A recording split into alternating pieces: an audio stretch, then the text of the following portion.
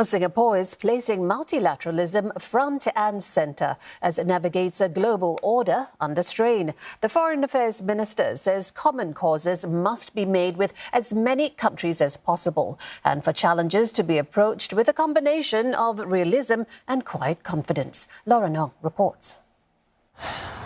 Well, hello, all it took was a balloon to set back months of interactions between the US and China. It exposed the fragility of their ties, reflecting a dynamic marked by a lack of strategic trust and incompatible worldviews, says Singapore Foreign Affairs Minister Vivian Balakrishnan. He says competition between both sides are intensifying and sharpening, with a real impact on the global economy. And as they increasingly reduce their mutual interdependence, Singapore won't be spared. Our open economy is highly dependent on doing business with the entire world. And we have benefited greatly from being a vital node in globalized supply chains. If the US and China get along, then Singapore will be ideally positioned to prosper. On the other hand, if things go wrong between them, these strengths can quickly turn into vulnerabilities.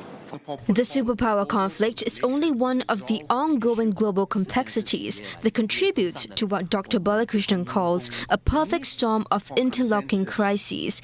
These have disrupted the world order, which has served Singapore so well for the past 6 decades. And so there's a need for multilateralism and working with as many countries as possible towards a common goal. Dr. Balakrishnan says this also includes giving global powers a stake in the region. This can be done by leveraging areas that need collective action or have high growth potential, like climate change and the digital and green economy. This provides small countries like Singapore more room for maneuver than if there was only a single power dominating our region. Naturally, we do not want the major powers to make Asia their battleground or conduct proxy wars here. Instead, we want them to be engaged constructively, politically and economically, so as to enhance regional cooperation, development and security. And this will benefit all countries, big and small, in our region.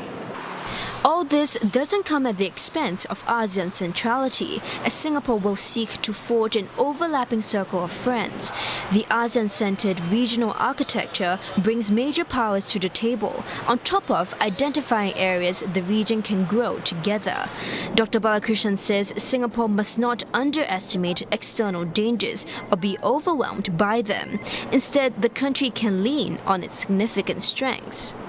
We are one of the few countries whose unity has in fact strengthened after the pandemic. And that's why there is strong interest from businesses, investors and entrepreneurs from elsewhere queuing up to come to Singapore and to plug into our ecosystem. They recognize and appreciate the stability and consistency with which we have run our affairs, both internally and externally. This is why Dr. Balakrishnan believes Singapore has the strength and resilience to manage its foreign policy challenges amid a hazardous world.